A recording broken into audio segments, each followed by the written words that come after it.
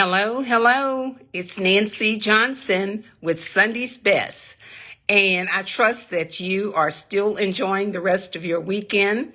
And it's going to be pretty short tonight. I know you rarely hear that word from me, short, but it is going to be pretty short tonight. All right. So this is the day that the Lord has made, and it's Sunday's Best. And I am so, so glad to be able to, number one, see another good day, another great day, another day to do good, another day to enjoy the grace and mercies of God. And so if you're new to Sunday's Best, we're not new. We've been around for quite some time.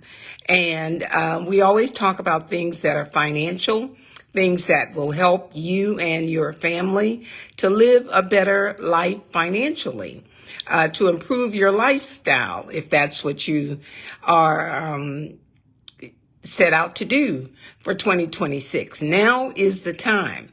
Actually, hey, Gwen Mapp. Good to know. Hey, Lily, James, good to know you guys are on.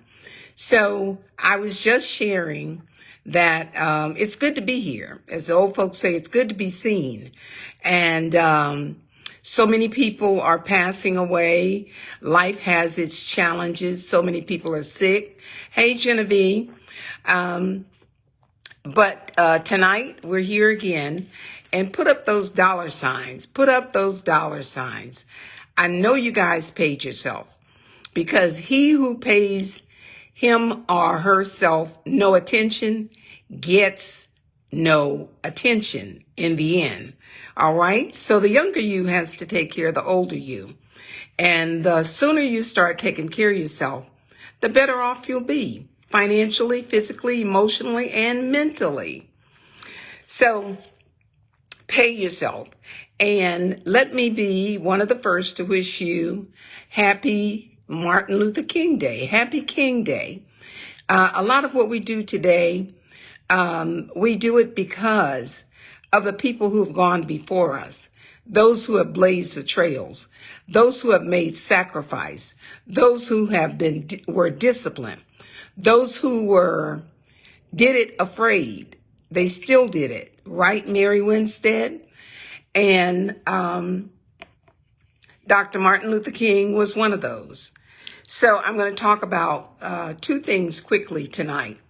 Number one topic is poor lessons that enrich my life. Poor lessons that enrich my life. I know most of you can identify. Now, the truth about poverty is most people experience it at some point in life. And I experienced poverty. I was poor, okay? And many of you probably were as well. But the lessons, the takeaway, what did I take away from it? The truth about poverty is it's about a mindset. So I'm going to define poverty, wealth, mindset, and belief. And those are the things that we're going to talk about, the four things that we're going to talk about in particular under the topic, the lessons that enrich my life. It's not always what you've been through. The fact is you went through it.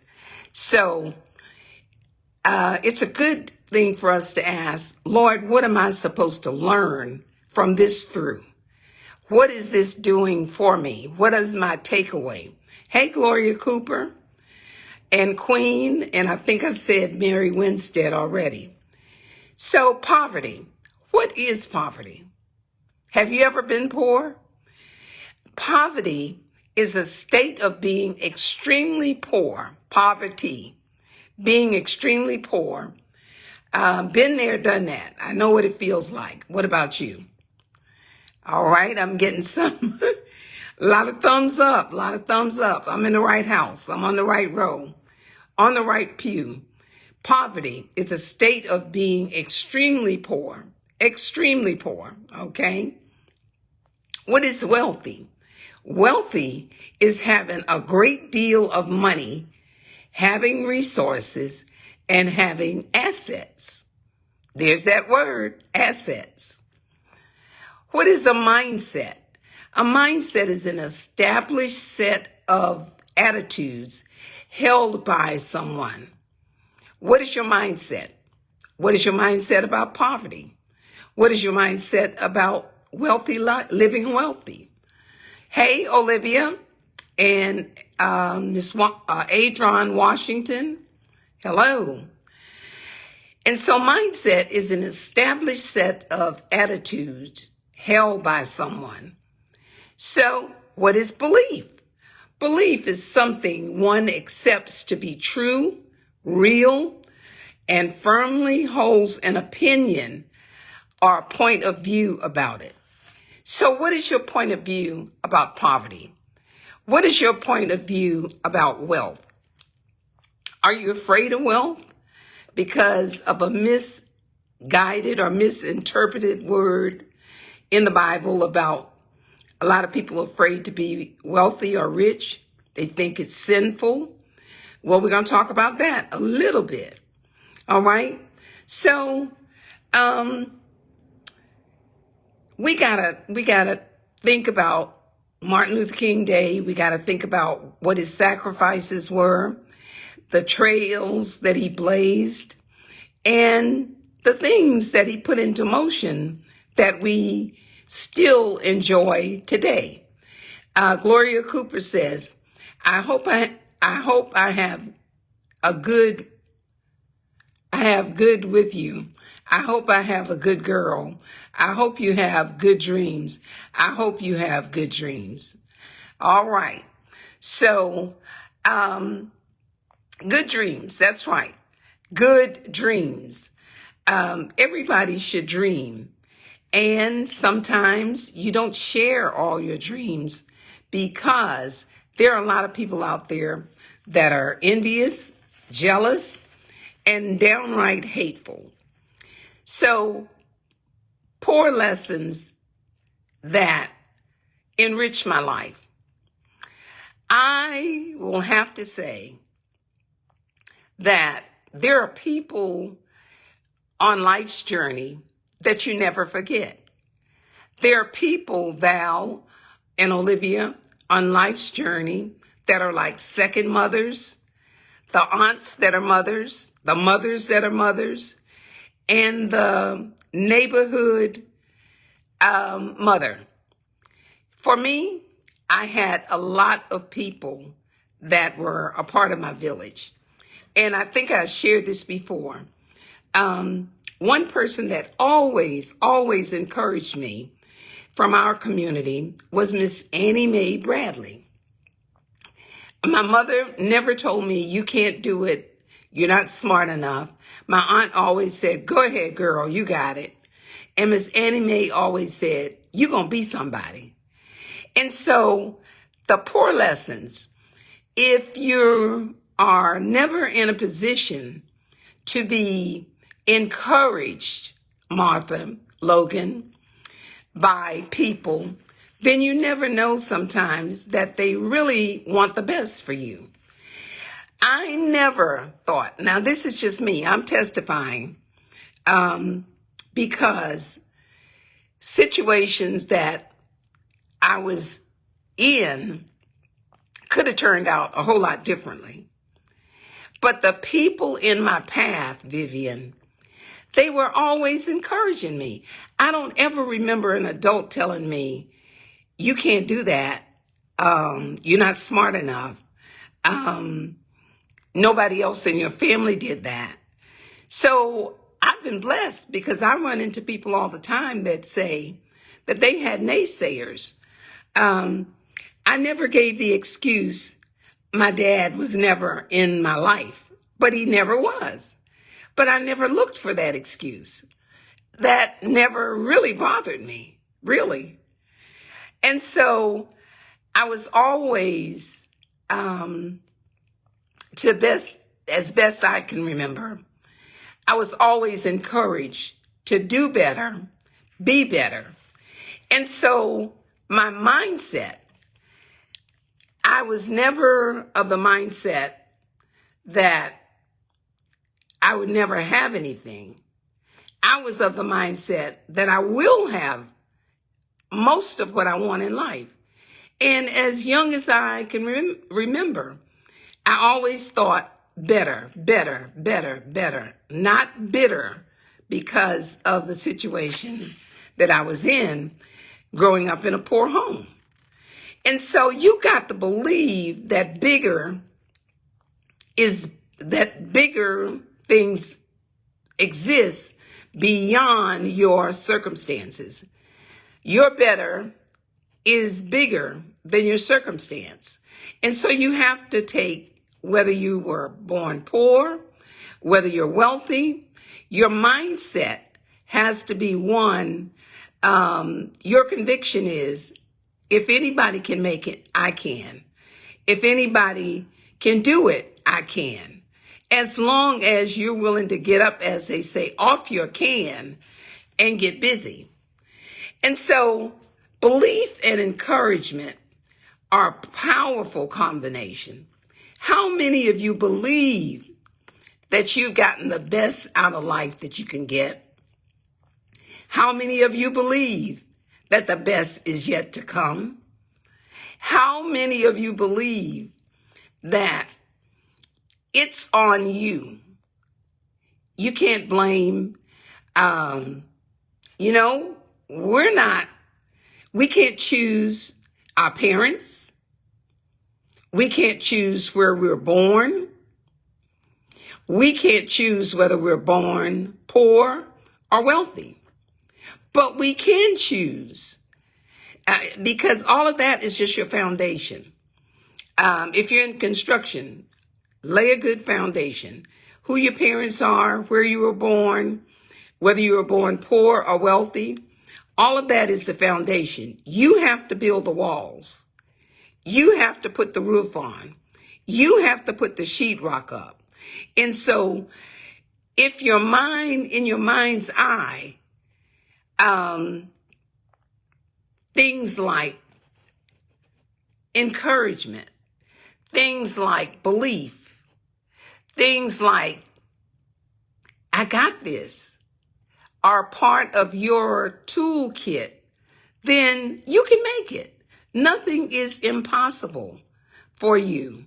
So again, whether you're in poverty, born in poverty, that should be temporary. That may be part of the foundation, but that ain't the whole story. That's not the end of the story. That is the beginning. So let's talk about wealth for a minute. Since you don't get to choose being born wealthy, you do have something to say, And most of you know that we've been talking about money management. Well, anything that you don't manage, you lose. Be it your relationship, be it your money, be it your time, your energy, your sleep. If you mismanage it, you lose it. And most of those things you cannot get back. So your story, my story, while they're all different, the foundational portion of it is, what are you going to do? It's 2026. You've been 20 years old. We've been 40. We've been 60. We've been 70. And sometimes 75 and older. Yes, Tiffany says, manage it or lose it. Exactly. And so what makes one person control and manage their money and another person just throw it to the wind? Both of them could have been born poor. One succeeds and the other one uses it as a crutch. What is the difference? I'll bet you it's mindset. I'm willing to bet you it's about discipline. And I'm willing to bet you that The people who don't succeed, it's not because they can't. It's because they don't believe that they can be any other way other than poor, broke, and broken. So belief is something that you accept to be true, and you feel deep down inside, firmly. You hold a firm belief on that. So what is it that you believe, or what is it that you are not believing that's holding you hostage? What is it? What is it? Half of the solution is in your head. Mindset. If you don't believe you can do it, you won't do it. I personally have been blessed. I always had a mindset of saving. I always had a mindset of, I want to win. I've always had a mindset of helping other people win. I've always had a mindset that, who says I can't do it? Who says I can't do it? And so I just believe the difference between sometimes, not all the time. Remember, I said I'm testifying. I'm not testifying for you. Sometimes it's what you think. If you think that managing money is going to cause you to have some money and it's going to cause people to talk about you, you're probably right. But do you really care? Because people hate on people because of what they have, but they really don't know. They don't know people. And so people, what you hate, you cannot attract. What you hate, you cannot attract. So if you hate people because of their wealth or because they're managing their money, then you're not likely to attract what you hate. Again, what you mismanage, you will lose. Opportunity. Mismanage it, you lose it. Procrastinate on getting ready to receive it, you lose it. Relationships have to be built. And most of the time, they're built on trust. They're built on trust and accountability. Anybody that you have a relationship with, you got to be able to trust them. I mean, nobody's perfect. Nobody gets it right all the time. But if there's no trust, there's no relationship.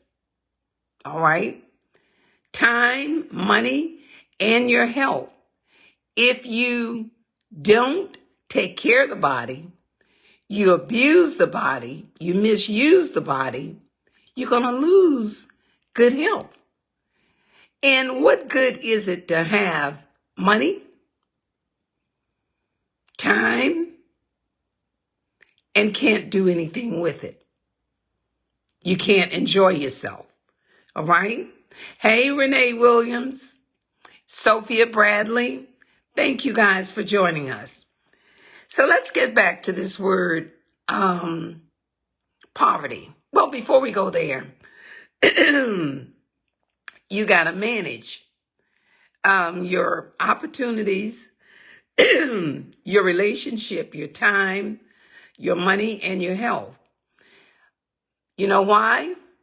Because good management in all of those areas will free you up for you to be the best that you can be. Freedom requires management.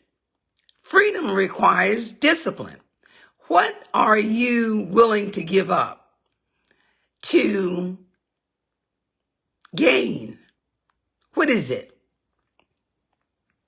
Let's talk about the word poverty again. Now, there's so many Americans that are broke. There's so many Americans that are hurting.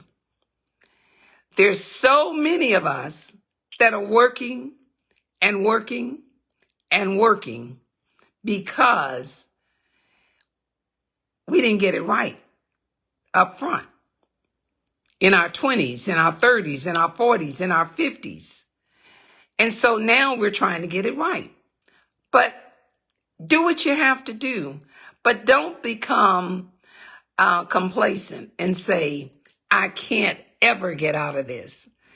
As long as you're willing to try, there's some degree of success that you can really have. Poverty, I don't know. There's a big difference between being impoverished or poor and being rich and wealthy. Now, listen to this and see if it makes sense, because it's a fact. Poverty is usually loud, crying, I ain't got nothing. Nobody won't let me. I'll never have anything. I came from the wrong side of the track. My parents were poor. Their parents were poor. I'm poor. My children are going to be poor. That is a poverty mindset. Poverty mindset. And it's usually loud. People who are considered poor, number one, they're broke, loud. It's been said, loud cars, because they want to be heard. They want to be seen. They are sometimes show-offs because they know that they don't have. And instead of trying to get, they're trying to impress people that they do have, or with at least what they do have. Again, I'm not knocking anybody. I believe all of us on this call or on this session have been poor at one point or another. And I pray that we're all better or further up or further out of it than we were in the beginning. On the other hand, so poor is usually loud, it's broke. Wealthy is usually quiet, like the book, The Millionaire Next Door. You want to know what they're doing? It's not loud. You can hardly see them. You hardly know they're there, but they're there, and they have what they have. So wealthy is usually quiet. You know why? Because they're thinking how to manage the money they have. They're thinking how to grow and compound the money they have. But better than that, bigger than that, they're planning how to make that money multiply. Managing money and multiplying money is what the wealthy do. And they do it pretty well. Wealthy people have a plan of action. And that plan is not to, let me see who I can complain. Let me see how they got what they got, because I know it was dishonest. No, wealthy people are planning. They're strategizing. They're surveying the land to see what they can possess. Wealthy people put systems in place. Poor people put excuses in place. That's my Nancyism, okay? Wealthy people put systems in place to work so that they don't have to work. Poor people put excuses in the air, procrastination in the air, because they want to blame everybody, anybody, somebody, except themselves. So remember, poor people in America want attention. Wealthy people want freedom. I'm going to say that again. Poor people in America want attention. Wealthy people want freedom. Just like the millionaire next door, they're not satisfied until they feel secure. They're not loud, but quietly. They plan, they strategize, they learn. They learn. The day that you stop learning is the day that you stop growing. Wealthy people read, they listen to podcasts, they listen to common sense. They're not as impulsive as others because they got a strategy. They got a good 5 or 10-year plan. So lastly, poor people in America want something to complain about. Wealthy people in America want something to grow on, exponential growth, exceedingly more. And so what I'm going to leave with you is money ain't everything, but it's up there with oxygen. And people are in categories. They're poor, they're rich, they're wealthy, middle class. And a lot of those labels or those titles you can control.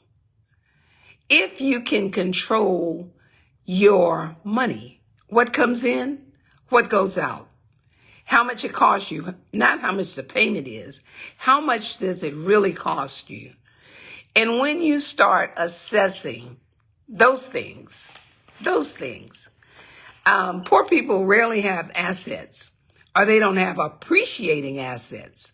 Wealthy people always have appreciating assets, those things that bring money in and not just take money out. Money, don't be afraid of money. Learn as much as you can. Money exposes you, but money doesn't change you. Money shouldn't change you. If you are not careful, it will expose your good side and your bad side. Because if you're generous and you have little money and you get a lot of money, you're still going to be generous. If you're selfish and you have a little money and you get more money, you're still going to be more selfish. If you are disciplined and you get more money, you're going to be more disciplined. If you are irresponsible and you get more money, you're going to become one more irresponsible person. So that's it for tonight. Poor lessons that enriched my life. My life was enriched, though it was poor, it was enriched by wise people in my community, in my family, in the school system. Went to school in South Carolina and in South Florida. And Vivian, I know the lessons we learned at Lanier will be with us forever. And Gloria Cooper and most of the others that went to school in King Street, we wouldn't be the same people if we hadn't gone through the halls of Tomlinson High School. So it doesn't matter where you come from. Don't let that label you as to where you can go. The sky is the limit. And as we celebrate Dr. Martin Luther King tomorrow, well, we should celebrate him always because he was a trailblazer. He was not afraid. It was hard. He did it hard. It was impossible in a lot of stuff they just brought together to the forefront. And though some of those things seemingly are being taken away, we got to anchor ourselves. We got to anchor ourselves. We got to know why we're here. We got to know that this economy runs off of consumers. And if we are not a wise consumer, then we will remain broke and broken and full of excuses. We've learned some great lessons in life, but one I want you to take away from this is, if it's going to be, it's up to me. If it's going to be, it's up to me.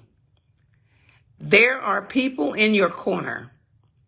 There are people in your corner that want to help you.